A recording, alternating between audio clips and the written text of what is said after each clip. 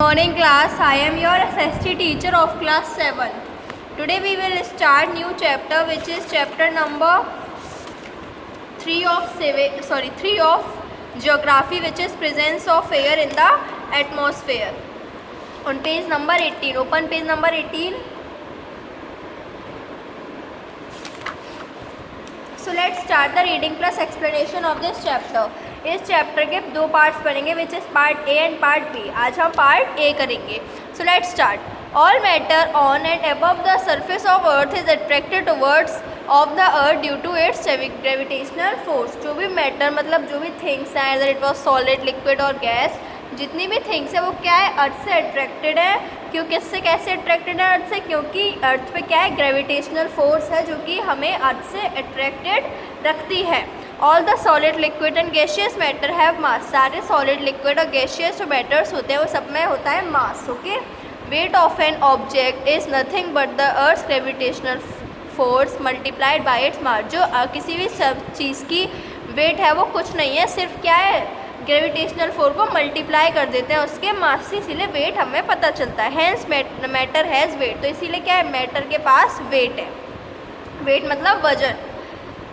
The air that surrounds the earth also has मास. वो air जो जो अर्थ को सराउंड मतलब चारों तरफ से घिरी हुई है, उस एयर के पास भी मास है.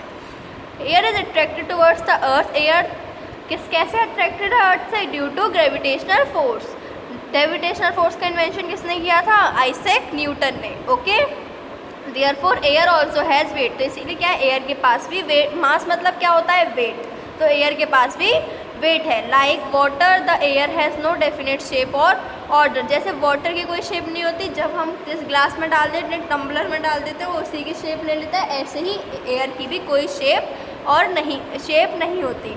It has wait and exert pressure. उसके पास क्या है, एयर के पास वेट है और वो एक्सर्ट प्रेशर मतलब प्रेशर को भी निकालती है.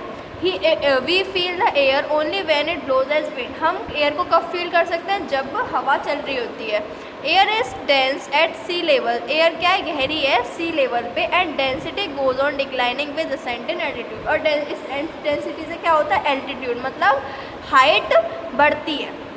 ना composition of atmosphere. The air a part of atmosphere is a mixture of many gases. Air क्या है, पार्ट है एटमॉस्फेयर का, जो क्या है, मिक्सचर है बहुत सारी गैसेस का, जिसमें ऑक्सीजन और नाइट्रोजन मेन इंग्रेडिएंट्स हैं एयर के. ऑक्सीजन जो कि कितने परसेंट है, 21% है. वो किसके लिए यूज़ होती है, रेस्पिरेशन के लिए एंड बर्निंग के लिए. बर्निंग कब होती है, बर्निंग मतलब फायर कब जलती है, in the presence of oxygen. और 78% है nitrogen which is inactive gas, मतलब वो किसी से भी रिएक्ट नहीं करती. Due to the presence of nitrogen की वजह से क्या होता है, the burning process takes place rapidly. जो बर्निंग प्रोसेस है वो जल्दी से हो जाता है. And the world by now have be reduce to cinders. तो इसीलिए वर्ल्ड को साथ थोड़ा आराम मिला है साइंडर्स से. There are a number of other inactive gases present in the atmosphere. जैसे बहुत सारी इनएक्टिव गैस से क्या मतलब है, जो कि किसी से भी रिएक्ट नहीं करती. ऐसी काफ़ी गैसेज हैं एटमॉस्फेयर में, जैसे आर्गन, हीलियम, ओजोन एक्सेट्रा. ये सब क्या है, इनएक्टिव गैस है.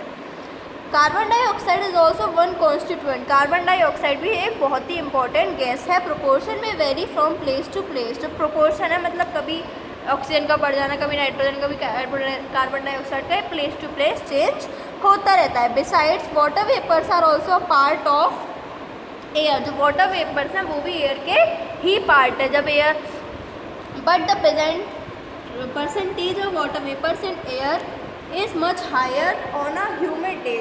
वाटर से क्या मतलब है कि वाटर वेपर एक ह्यूमिडिटी पैदा करते हैं एयर में. जब वाटर वेपर एयर में होंगे तो क्या पैदा करेंगे, ह्यूमिडिटी पैदा करेंगे. और फिर जो डे को ड्राई बना देंगे, मतलब सूखे. जैसे अब क्या चल रही है, ह्यूमिडिटी चल रही है, गर्मी आ गई है ना, इसीलिए.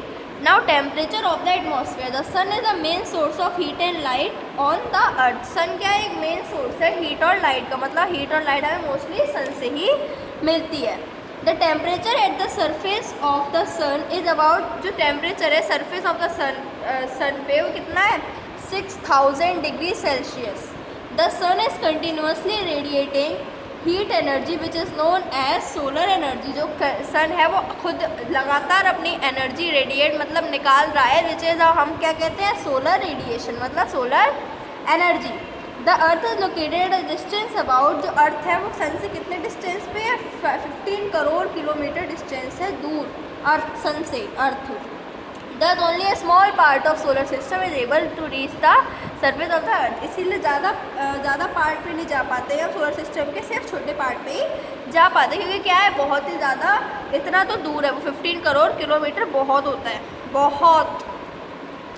Generally the amount of insolation received by the surface of the earth decreases as one goes away from the equator towards the pole। तो इसलिए क्या है, जो अमाउंट है आइसोलेशन का वो क्या होता है, कम होता है, मतलब कम होता है जब वो अर्थ क्या है इक्वेटर से दूर जाता है, सॉरी जब इक्वेटर पोल्स के पास जाते हैं।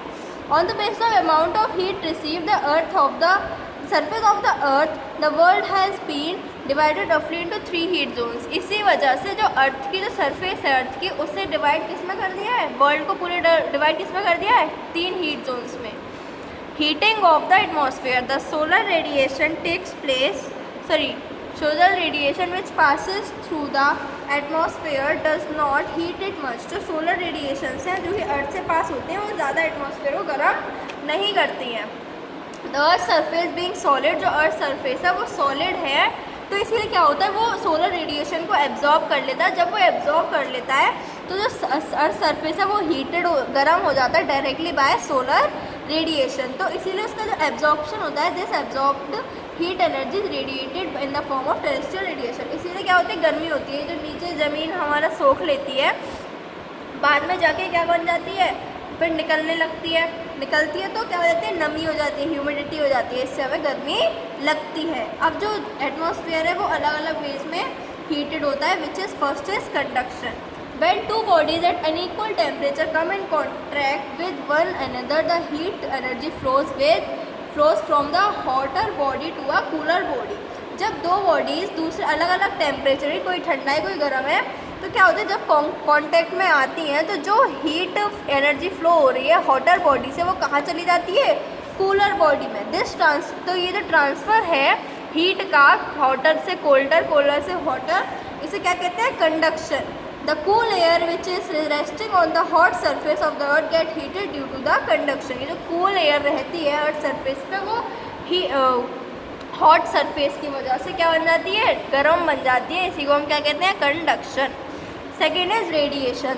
The radiations from the surface of the earth is called terrestrial radiation। वो radiations, वो धूप की किरणें जो कि अर्थ पे है उसे हम क्या कहते हैं, terrestrial radiations। They are radiated in the radiation मतलब energy, they are radiated in the form of long waves and are able to heat the atmosphere। ये वो कैसे बनती है, एक लॉन्ग वेव से बनती है जो कि एटमॉस्फेयर गर्म कर देती है। The atmosphere behaves like an OPEC medium for long waves from the earth. जो एटमॉस्फेयर कैसे बिहेव करता है, एक ओपिक मीडियम के अनुसार। ओपिक मीडियम मतलब जहाँ से कुछ पास नहीं होता, साइंस में पढ़े होंगे ना आपने, ओपिक, ट्रांसलूसेंट, ये सब। तो ओपिक मतलब जहाँ से कोई मीडियम पास नहीं होता। Now next is convection. The transfer of heat by winds from one region to another is convection. वो हीट बाय winds का ट्रांसफ़र, वो हीट का transfer by winds from one region to another region is called convection. The rise और fall in temperature depends upon the weather. जो temperature बढ़ जाता है, कम हो जाता है, किस पे डिपेंड करता है, वेदर पे। और जो विंड आ रही है वार्म और कूलर रीजन से, उस पर डिपेंड करता है कि टेम्परेचर कैसा होगा। Do not confuse between the terms heat and temperature. Confuse नहीं होना है आपको हीट और टेम्परेचर में। हीट क्या होती है, heat is a quantity of energy which makes things hotter. Heat वो है जो कि चीज़ों को गर्म कर देती है। While temperature measure the intensity of heat at degree of hotness. और टेम्परेचर क्या है, वो इंटेंसिटी ऑफ हीट बताता है, मतलब कितनी हीट है उसकी डिग्री बताता है कि कितना क्या है टेम्परेचर। जैसे अब गर्मियों में क्या होता है, मोस्टली 35 डिग्री 45 डिग्री, तो ये क्या है, ये हीट की इंटेंसिटी उसकी डिग्री बता रहा है कि कितनी हीट है। लेकिन हीट क्या है, हीट वो क्वांटिटी है किसकी, हॉट, जो चीज़ों को गर्म बना देती है। Now weather and climate, in short मैं समझा देती हूँ। वेदर क्या होता है, जब कोई भी शॉर्ट पीरियड ऑफ टाइम के लिए जो रीजन टू रीजन चेंज होता रहता है उसे क्या कहते हैं, हम वेदर कहते हैं। जो जैसे आज थोड़ा बारिश का मौसम हो गया, कल सनी डे हो गया, फिर परसों थोड़ा अच्छा सा मौसम हो गया, सुहावना, तो ये क्या है हमारा वेदर है।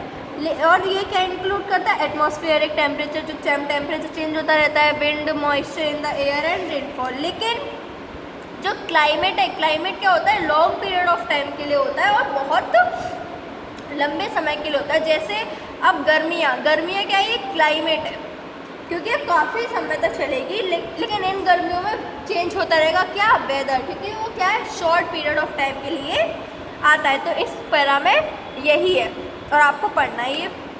Now factors affecting temperature. The temperature of the atmosphere is not the same everywhere. जो एटमॉस्फेयर का मतलब एयर का टेम्परेचर है वो हर जगह सेम नहीं रहता।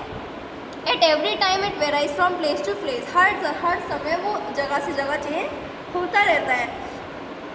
However the temperature of a place depends largely upon the amount of insolation received by that place. वो क्या है, किसी चीज़ का टेम्परेचर किस पर डिपेंड करता है, सबसे ज़्यादा उस पर इंसोलेशन पर डिपेंड करता है जो कि उस जगह से मिल रही है। And important factor which affects the temperature of a place are, और जो मोस्ट इम्पॉर्टेंट फैक्टर है वो है latitude, prevailing winds, ocean currents and slope of the land.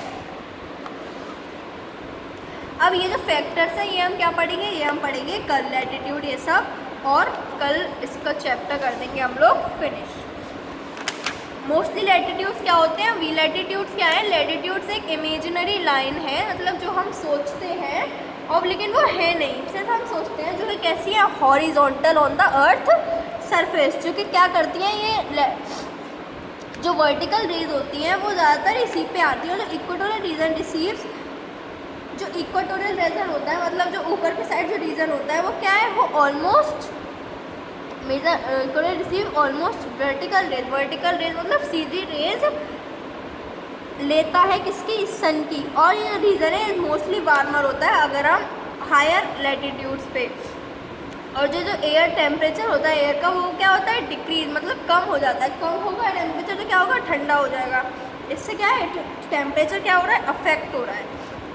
तो ये तो हमने पढ़ा दी। प्रिवेलिंग विंड्स मतलब जो विंड्स चल रही है, हॉट विंड्स चल रही है, कोल्ड विंड्स चल रही है, इससे भी टेम्परेचर डिक्रीज और इंक्रीज होता है। But the effect of such wind is limited, लेकिन ये इफेक्ट इन विंड्स का ये लिमिटेड है। कभी बहुत तेज हवा चलती है, कभी बंद हो जाती है ना। Winds coming from warmer area, जो विंड्स वार्मर मतलब गर्मी वाले एरियाज में से आ रही हैं वो क्या है, टेम्परेचर इंक्रीज करती हैं। और जो विंड्स कूलर एरियाज से करती हैं वो डिक्रीज मतलब कम करते हैं। कम करेंगी तो क्या होगा, ठंडा होगा temperature. Winds are responsible for the, इसीलिए विंड्स क्या है, हीटिंग और कूलिंग ऑफ द एटमॉस्फेयर के लिए भी रिस्पॉन्सिबल होती है। तो लैटिट्यूड और प्रिवेलिंग विंड्स तो मैंने करा दिया आपको। अब मैं ये जो ओशियन करेंट्स और स्लोप ऑफ द लैंड है और ये दोनों कल मैं आपको पढ़ाऊँगी। ओके क्लास, आपको पेज नंबर 19 तक चैप्टर रीड करना है। Thank you class and have a nice day. Goodbye.